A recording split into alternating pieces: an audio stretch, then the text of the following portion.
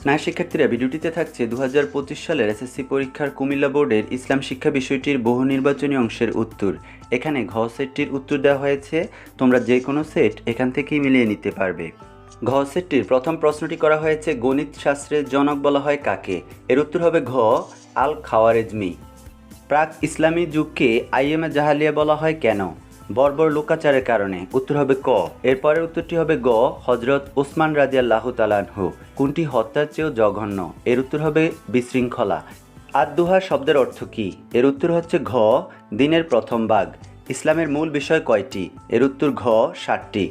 ইসলামের মৌলিক বিষয়গুলোর প্রতি দৃঢ় বিশ্বাসকে কী বলে? এর উত্তর হচ্ছে ক, ঈমান। কোনটি চিরস্থায়ী জীবনের সূচনা পর্ব? এর উত্তর গ, মৃত্যু।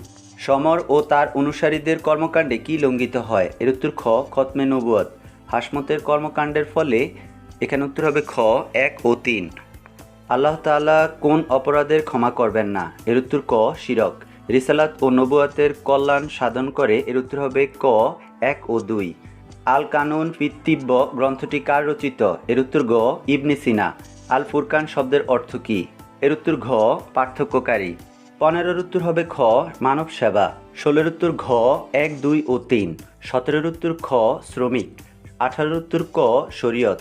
এরপর 19-এর উত্তর হবে ঘ, হজ। 20-এর উত্তর হবে ঘ, আদ-দুহা।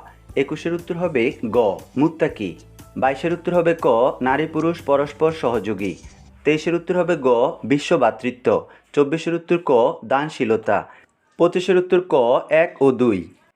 ইজমা শব্দের অর্থ কী? এর উত্তর খ, একমত হওয়া। 27-এর উত্তর গ, রমজান মাসে রোজা রাখা। 28-এর উত্তর ঘ, সালাদ। 29-এর উত্তর গ, প্রতারণা এবং 30-এর উত্তর গ, শানে নজুল।